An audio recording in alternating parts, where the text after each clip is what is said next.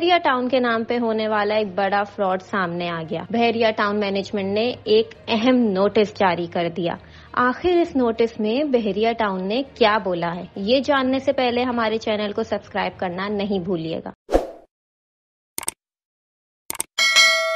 بحریہ ٹاؤن کے نام پہ بے تحاشا لوگ مختلف طریقوں کے اسکیم اور فراڈ کرتے ہیں۔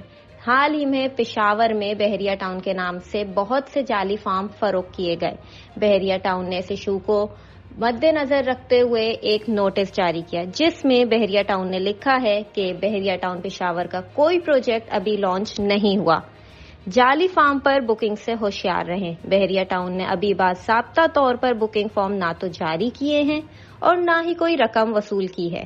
انتظامیہ عوام کو گمراہ کرنے والوں کے خلاف قانونی کارروائی کا حق محفوظ رکھتی ہے۔ مزید اس پروجیکٹ کے نام پر بکنگ کرنے والے ڈیلر حضرات کی رجسٹریشن مستقل طور پر ختم کر دی جائے گی۔ ایسے کسی پروجیکٹ میں کسی قسم کی لین دین کی ذمہ داری بحریہ ٹاؤن پر عائد نہیں ہوگی۔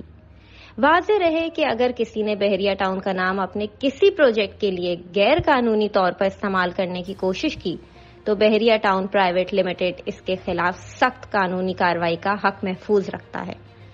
ہم ابھی بحریہ ٹاؤن پشاور کے مطلوبہ حکومتی ضوابط کو مکمل کرنے کے مراحل میں ہیں۔ بحریہ ٹاؤن انتظامیہ کسی بھی قسم کی لانچ کے وقت عوام الناس کو بذریعہ اشتہار انفارم کرے گی۔ اب اگر آپ بھی بحریہ ٹاؤن پشاور میں بائنگ اینڈ سیلنگ کرنا چاہتے ہیں تو آپ کو اس کے لیے کرنا ہوگا تھوڑا انتظار، کیونکہ بحریہ ٹاؤن نے خود انفارم کر دیا ہے کہ ابھی بحریہ پشاور نہیں لانچ ہوا۔ آپ کو ہماری یہ نیوز کیسی لگی نیچے کمنٹ کر کے ہمیں ضرور بتائیے گا۔